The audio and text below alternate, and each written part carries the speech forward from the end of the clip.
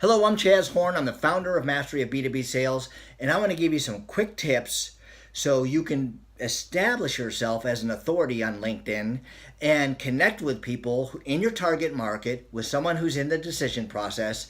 And so ultimately you can get qualified leads and qualified appointments. All right. Oh, by the way, when this video ends, it's going to automatically open up to a free registration page to a masterclass. I'll talk about that in a little bit.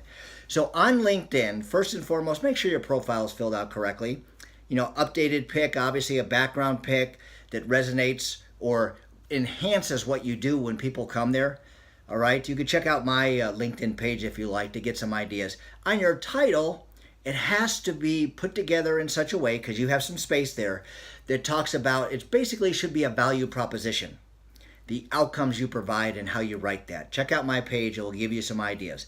Experience section, make sure again you're speaking in outcomes, and you can use case studies, different things like that, and it should be conversational. All right, keywords are very important because LinkedIn is search engine optimized, not only on the search engines like Google and Bing, but also within LinkedIn.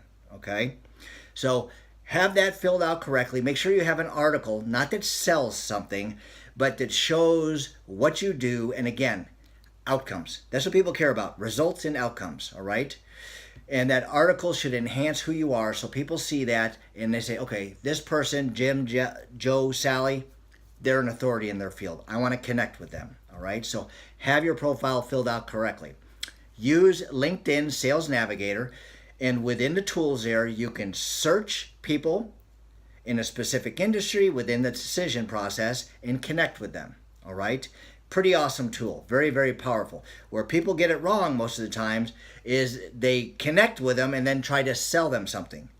It's not about connecting and selling. It's about connecting with them, building some value as a connection first, not as a business person or salesperson.